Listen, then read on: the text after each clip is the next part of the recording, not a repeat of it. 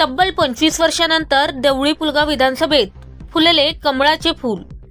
भाजपाचा गुलाल उडवीत राजेश बकाने यांचा विजय। देवळी पुलगाव विधानसभेमध्ये तब्बल 25 वर्षानंतर कमळाचे फूल फुलले असून यामध्ये भाजपाचे उमेदवार म्हणून राजेश भाऊरावजी बकाने होते। तरी यांनी या देवळी पुलगाव विधानसभेमध्ये 90,319 मतदान घेऊन विजय प्राप्त केलेला आहे। मुख्य संपादक सूरज एल ठाकूर, गांधीगिरी न्यूज 24 देवळी। माझं सुनीता बकाने।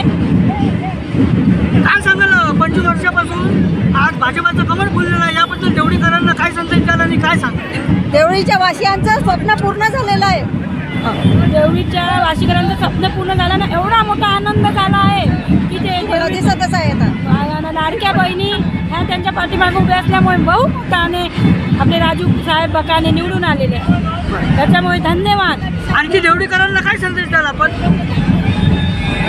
निवडून आल्याबद्दल? परिवर्तनाची लाट होती, परिवर्तनाची लाट होती म्हणून लाडक्या बहिणीचा साथ होता म्हणून कमल फुललं। आणखी काय सांगाल देवळीकरांना काय काय आश्वासन द्याल आपण? लाडक्या बहिणीमुळे आम्हाला खूप आनंद झाला आणि बकाने साहेब यांना आम्ही निवडून दिले, आमचे लाडके भाऊ।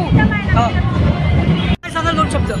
बोलण्यासारखं शब्द नाही आहे, एवढा आनंद होत आहे आम्हाला, कारण 25 वर्षानंतर आमचं बीजेपीचं कमळ देवळी पुलगाव मतदार क्षेत्रामध्ये फुललेलं आहे। त्यापेक्षा आनंद काय असू शकतो भाऊ, आपणही समजू शकता।